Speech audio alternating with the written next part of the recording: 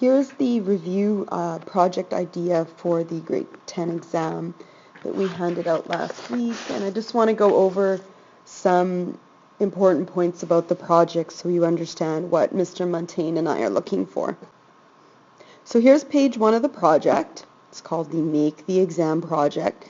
Now, why we're doing this is we want you to be a part of the exam process.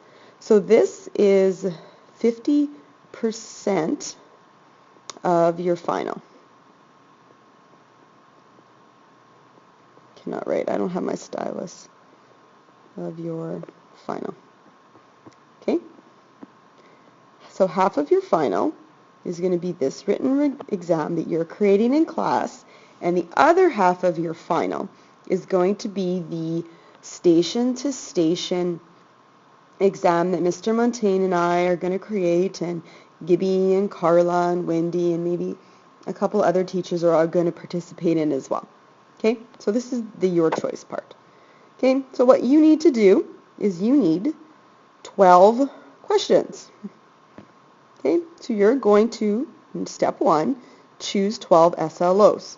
Okay, and I'll show you where those are in a bit. Okay, from those 12 SLOs out of 16, not 17, and I'll show you why, you are going to create 12 questions. Okay, now 4 of these questions are easy, which the example of easy is here. So it's a one-step question.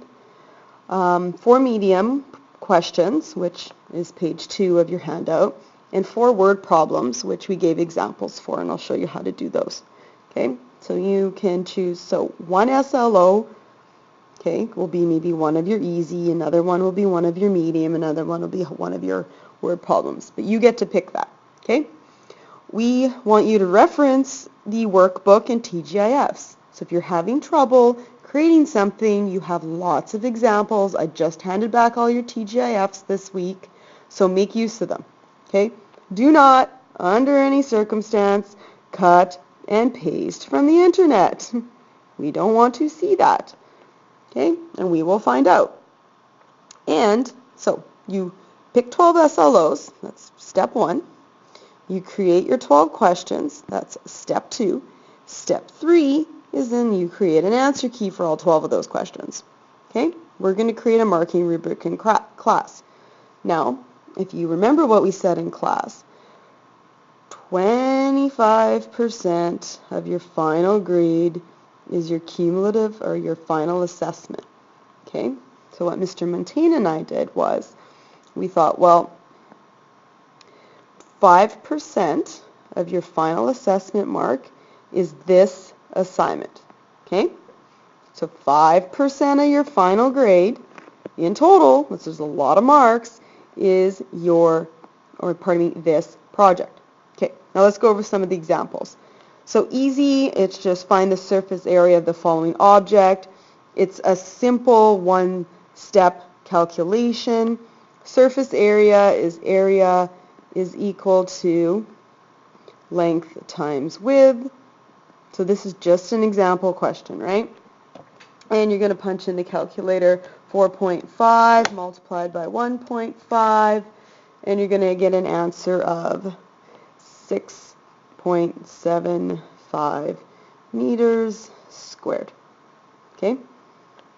So if I go to the next page, okay, so the next page is, hold on, let's check it out a bit. This is a cut and paste directly from a TGIF, right?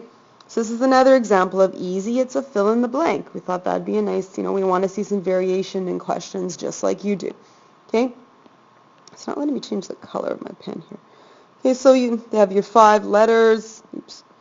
You have your 5 letters, or your 5, your word bank here. So create a word bank. Don't make it too hard for the other people. Right? Okay? So your word bank. And then you just plug numbers in, or plug answers in. So A is a reflex angle, if you remember. So reflex. B is a 90-degree angle. That's also considered a right triangle. C is less than 90. That's your acute triangle.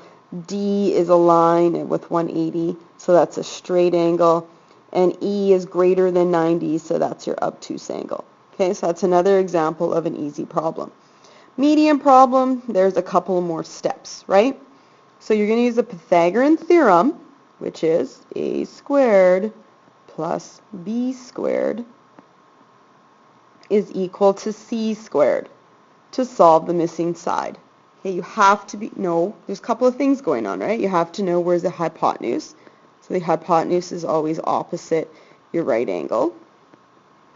Come on, there you go. H by P. And then you're given the other two sides. Okay, so you're going to rewrite the formula to be 6.1 squared plus 8.2 squared is equal to c squared. Okay, if I put this in the calculator and then I square root my answer, I get, I'm going to do a bunch of different calculations. Let's see if it lets me adjust this paper here to have more room. It doesn't give me more room. Ah! There. Never mind. I get this hypotenuse equaling, I'll do it in a different color here.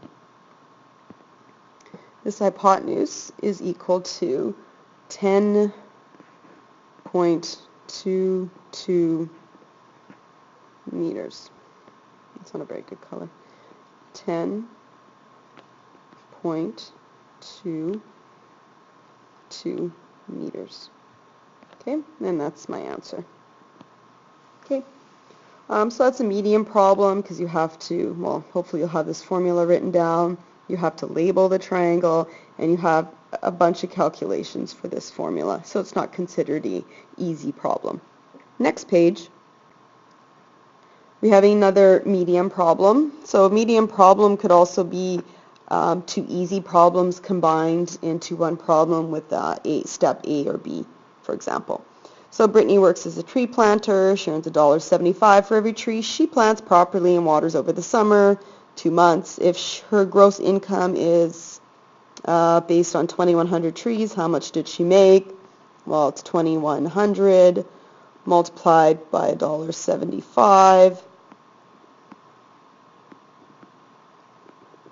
for each tree. If I calculate that, I get $3,675. Okay. Now we talked about what gross and net is. That was earlier in the year, so you might have to go back and remember that. So $375. Okay. So that's part A.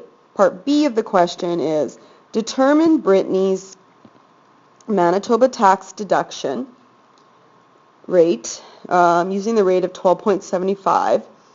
What taxes is she going to pay? Okay, now there's two ways to do this, right? So we take her gross income of $3,675 and we multiply it by the percent we're given. Now if you remember, you have to change percent into a decimal. So I divide by 100 and I get 0.1275. So I multiply the two and I get, let's do my calculator here, 400, I'm just going to write on this, $468.56. Okay? Then I take this and I subtract it from her original amount and I get her actual total of what she's going to pay, and she's going to pay or get and pay $3,206.44. Okay. I'll come back to the cake question. I'll do it in another video because it'll take too long. Okay. So word problems, obviously word problems, lots of steps, some thinking and some reading that you have to do.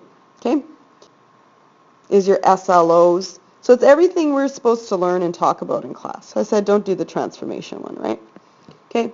So you get to pick 12 of these and then you get to be a little more specific or not. So I'm going to zoom in here on the personal finance, for example. Okay. If I look at it, there's two SLOs in personal finance. There's the first one and then the second one. All of the SLOs start with 10E. Okay, demonstrate an understanding of calculations for gross pay, net pay earned through income sources. So what some students are doing, they're picking a type of income source. So for example, if you pick wages, then you're going to be like talking about, for example, $15 per hour. That's a wage. So then you can make either an easy question, a medium question, or a hard or word problem question based on wage. Okay? And I hope that helped.